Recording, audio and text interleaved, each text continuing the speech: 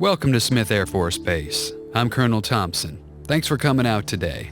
I think this is a great opportunity to give you a journey through time by sharing with you the history of aviation, starting with the beginning.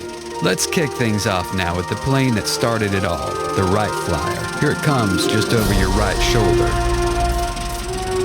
This bird flew for the first time on December 17, 1903, flying a total distance that would barely have made it from one end of the cargo hold to the other inside of today's largest plane, the Antonov 225. Progress in aviation was so rapid, Louis Blériot successfully crossed the English Channel only 6 years later.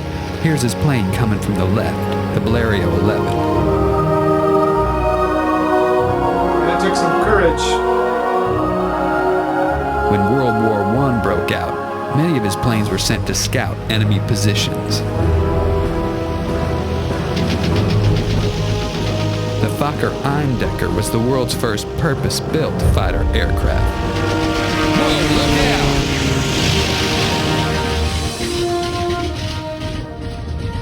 out! After the war, aircraft were quickly adopted for civilian use by airlines and mail services.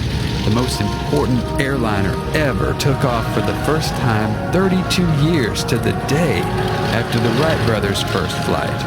The DC-3 was such a masterpiece of aviation engineering that it still flies for many airlines today, 80 years after its maiden flight. The old saying goes, the only replacement for a DC-3 is another DC-3.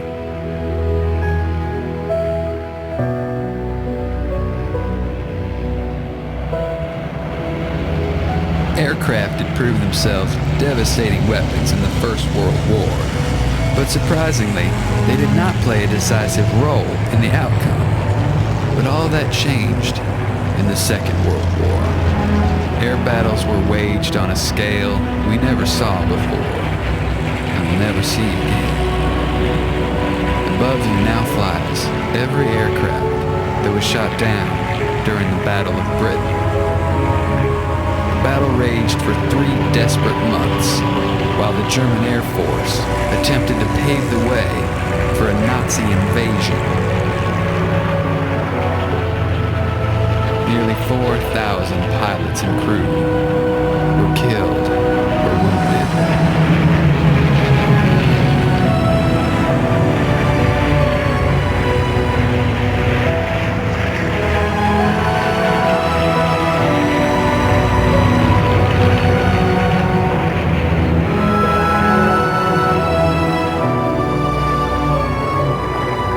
But the war also ushered in the jet age. It arrived in style in 1955 when Tex Johnston famously performed a barrel roll in Boeing's new 707 commercial airliner. Now here it comes from the right.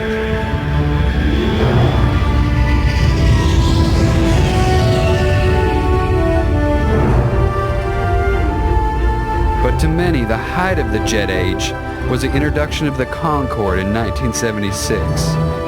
For 27 years, the Concorde ferried passengers across the Atlantic in a short 3.5 hours, so fast that for those lucky few, the sun rose in the west. But to really understand how fast that is, you need to see it for yourself. So here it comes on your right, a high-speed pass at 1,300 miles per hour. Whoa! Now, the plane that I have the pleasure of flying is the F-22 Raptor. Here it comes, circling from the left.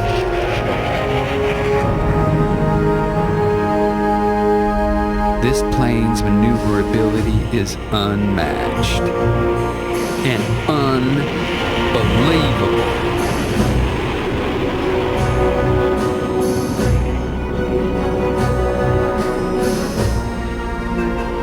The F-22 is nearly invincible in a dogfight, but it's also a stealth, invisible to radar, and so quiet you might not notice it until it's already on top of you.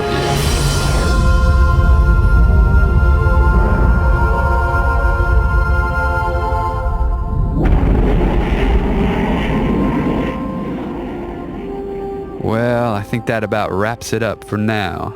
You've seen a rapid-fire history of aviation, from the Wright brothers' first leap to some of the fastest machines on Earth. Come back and see us again. Oh, one more thing. Remember how I mentioned the Wright brothers' first powered flight would barely have made it from one end of the cargo hold to the other inside the Antonov 225? Well, take a look behind him.